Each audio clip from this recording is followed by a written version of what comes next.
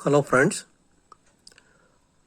நம்ம நோய் ஒரு இங்கிலீஷில் ஆர்டிகிள்ஸு பார்ட் 3ல் என்ன பார்த்தோம் அப்படின்னா, நம்ம உடம்புனுடைய பகுதிகள், அந்த பகுதிகளை பற்றி ஒரு வாக்கியத்தில் குறிப்பிடும் பொழுது அந்த பகுதிகளுக்கு முன்னால் என்ன ஆர்டிகிள் பயன்படுத்தணும் அப்படிங்கிறத பார்த்தோம்.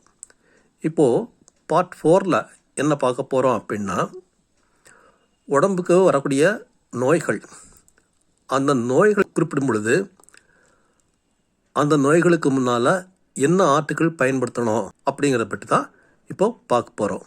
பாயிண்ட் 1 பாருங்கள். In general, articles are not used before the names of diseases. திரும்ப அந்த சென்டென்ஸ் பாருங்கள். In general, articles are not used before the names of diseases. பொதுவாக சொல்லப்போனால் ஆர்டிகிள்ஸ் பயன்படுத்துறது இல்லை. நோய்களை பற்றி குறிப்பிடும் பொழுது அந்த நோய்களுக்கு முன்னால் ஆர்டிகிள்ஸ் பயன்படுத்துறது இல்லை. இருந்தாலும் however there are some exceptions.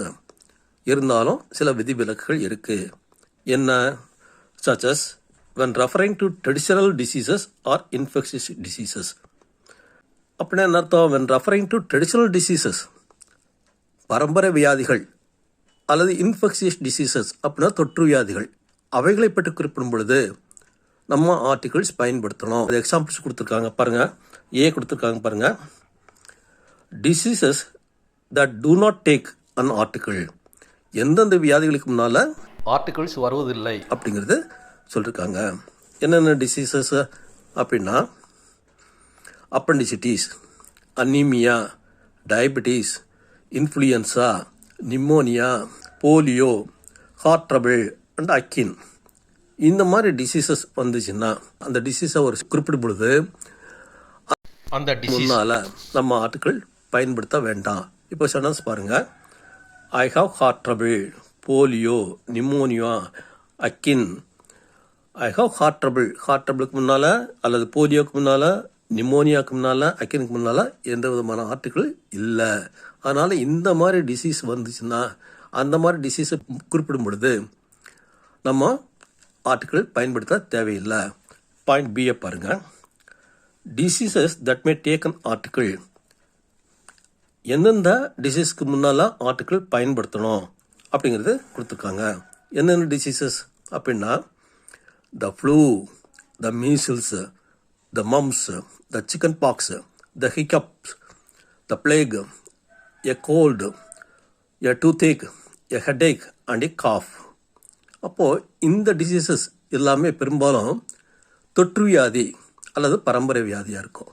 இந்த மாதிரி வியாதிகள் வந்துச்சுன்னா வியாதிகளை ஒரு வாக்கியத்தில் குறிப்பிடும் பொழுது அந்த வியாதிக்கு முன்னால் ஆர்டிகிள் பயன்படுத்தணும். எக்ஸாம்பிள் பாருங்கள். I have the flu, the measles. I have the flu. ஃப்ளூக்கு முன்னால் தாங்கிறத பயன்படுத்திருக்கு. த மீசில்ஸ், மீசில்ஸுக்கு முன்னால் த பயன்படுத்திருக்கு. ஓகே. அடுத்த பாயிண்ட் 2 பாருங்கள். No article is used before places of assembly. Place of assembly, அதாவது பிளேஸ் ஆஃப் அசம்பிளினா மக்கள் கூடக்கூடிய இடம். மக்கள் கூடக்கூடிய இடம்னா அந்த இடத்த குறிப்பிடும் பொழுது அந்த இடத்துக்கு முன்னால் நம்ம ஆர்டிகிள்ஸ் பயன்படுத்துறது இல்லை. திரும்ப அந்த சென்டென்ஸ் பாருங்கள். No article is used before places of assembly. எந்தெந்த இடம்? Church, school, college, hospital, court, prison etcetera. அப்போ இந்த மாதிரி இடங்களை பற்றி குறிப்பிடும் பொழுது அந்த இடத்துக்கு முன்னால் நம்ம ஆர்டிகிள் பயன்படுத்த தேவையில்லை. ஆனால் ஒரு விதிவிலக்கு இருக்குது இதற்கும். என்ன அப்படின்னா, இப்போது சர்ச் ஆகட்டும், டெம்பிள் ஆகட்டும், இல்லை மாஸ்க் ஆகட்டும், இதுக்கெல்லாம் எதுக்கு போகிறோம் அப்படின்னா கடவுளை கும்பிட போகிறோம். ஸ்கூலுக்கு எதுக்கு போகிறோம்? படிக்கிறதுக்கு போகிறோம். காலேஜ் போகிறோம் எதுக்கு போகிறோம்? படிக்க போகிறோம். ஹாஸ்பிட்டலுக்கு எதுக்கு போகிறோம்? ஏதாவது நோய் இருந்ததுன்னா உடம்பு சரி பண்ணுறதுக்கு பார்க்க போகிறோம். கோர்ட்டுக்கு எது போகிறோம்? ஏதாவது வழக்கு இருந்தால் போகிறோம். பிரிசனுக்கு எது போகிறோம்? ஏதாவது தப்பு இருந்தால் ஜெயிலுக்கு அனுப்புவாங்க. அப்போது இதெல்லாம் குறிப்பிட்ட நோக்கத்திற்காக பயன்படுத்தக்கூடிய இடங்கள். இந்த குறிப்பிட்ட நோக்கத்திற்காக அல்லாமல் வேறு நோக்கத்திற்காக, ஒரு நண்பரை பார்ப்பதற்காக அல்லது வேறு ஒரு காரணத்திற்காக அந்த இடத்திற்கு போகிறோம் அப்படின்னா அதை பற்றி ஒரு வாக்கியத்தில் குறிப்பிடும் பொழுது நம்ம ஆர்டிகிள் பயன்படுத்தணும். அடுத்த சென்டென்ஸ் பாருங்கள். But when these places are referred to in other contexts, the article is used. இப்போ நான் சொன்னேன் இல்லையா, இப்போது அந்த குறிப்பிட்ட நோக்கத்திற்காகலாம் வேறு காரணத்திற்காக நம்ம அந்த இடத்துக்கு போனோம்னா அதை ஆர்டிக்கிள் பயன்படுத்தணும் அப்படிங்கிறது கொடுத்துருக்கு. எக்ஸாம்பிளாக பாருங்கள். I go to church to pray. இப்போ சர்ச்சுக்கு முன்னாலும் ஆர்டிக்கிள் பயன்படுத்தலை. ஏன் பயன்படுத்தலை? டு ப்ரே, கடவுளை கும்பிட்றதுக்காக போகிற சர்ச்சுக்கு போகிறோம், அதனால் சர்ச்சுக்கு முன்னால் ஆர்டிக்கிள் பயன்படுத்தலை. அடுத்தது பாருங்கள். I went to a church அல்லது the church to see the carvings. இப்போது சர்ச்சுக்கு ஏன் போகிறோம் அப்படின்னா அங்கே இருக்கக்கூடிய சிற்பங்களை பார்க்கறதுக்காக போகணும் அப்படின்னு சொல்லும்போது, அப்போ நோக்கம் வந்து சிற்பங்களை பார்க்கறதுக்காக போனோம், அதனால அதுக்கு முன்னால் சர்ச்சுக்கு முன்னால் ஏயோ தியோ பயன்பட்டுருக்கு. எக்ஸாம்பிள் பிஏ பாருங்கள். I go to school to study. I go to school to study, பள்ளிக்கூடத்துக்கு போனேன், படிக்கிறதுக்காக போனேன், அதனால் ஸ்கூலுக்கு முன்னாலும் ஆர்டிக்கிள் பயன்படுத்தலை. I went to the school to speak to the head master. அடுத்தது வந்து I went to the school to speak to the head master. Head மாஸ்டரோட பேசுகிறதுக்காக ஸ்கூலுக்கு போனேன் அப்படி சொல்லும்போது அந்த படிக்கிற நோக்கம் இல்லாமல் வேற ஒரு நோக்கத்திற்காக போகிறதுன்னு சொல்லும்போது அந்த ஸ்கூலுக்கு முன்னால் ஆர்டிக்கிள் பயன்பட்டுருக்கு. ஓகே, அடுத்தது பார்க்க முன்னால் நான் ஒரு சின்ன இன்ட்ரொடக்ஷன் தரேன். ஷேக்ஸ்பியருங்கிறவர் ஒரு பெரிய ட்ராமாட்டிஸ்ட், ஆங்கில நாடக ஆசிரியர். அவர் எழுதின ஃபேமஸான ஒரு நாடகம் என்ன அப்படின்னா ஹாம்லெட்டுங்கிறது. அந்த ஹாம்லெட்டுங்கிறதுல வரக்கூடிய கதாநாயகன் யாருன்னா ஹாம்லெட்டுங்கிற இளவரசன். அந்த இளவரசனுடைய அப்பாவை, அவனுடைய சித்தாப்பாவே அங்கிள் கொண்டுடுவார். கொண்டு என்ன பண்ணுவார், அவர் வந்து ஹாம்லெட்டுடைய அம்மாவையே கல்யாணம் பண்ணிடுவார். இது பின்னால் ஹாம்லெட்டுக்கு தெரிய வருது.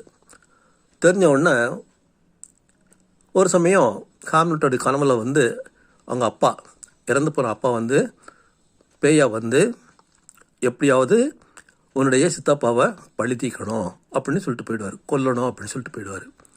இப்போது ஹாம்லெட்டுக்கு ஒரே குழப்பம். என்ன குழப்பம் அப்படின்னா சித்தப்பாவை கொல்றதா இல்லையா அப்படின்ட்டு குழம்பி போய் தனியாக பேசுவார். தனியாக பேசும்போது இருக்கவா சாகவா அப்படிங்கிற ஒரு வாக்கியம் வரும். To be or not to be அப்படிங்கிற ஒரு வாக்கியத்தை சொல்வார். அந்த வாக்கியம்தான் இங்கே பயன்பட்டுருக்கு. இதை பாருங்கள். To laugh. கொஸ்டின் என்ன? Why did Shakespeare only write in ink? Shakespeare ஏன் இங்க்லேயே எழுதினார்? ஆன்சர் என்ன? Pencils confused him. To be or not to be. பென்சிலில் ஒரு வகை உண்டு, டு பிங்கிற ஒரு பென்சில் உண்டு, உங்களுக்கு தெரிஞ்சிருக்கும். அதனால் பென்சில்ஸ் அவரை கன்ஃபியூஸ் பண்ணிச்சு. டு பியில் எழுதவா வேண்டாமா அப்படின்னு கன்ஃபியூஸ் ஆனதுனால தான் அவர் இங்க்லேயே எழுதினார். ஓகே, தேங்க்யூ ஃபார் வாட்சிங். Let us meet in the next video.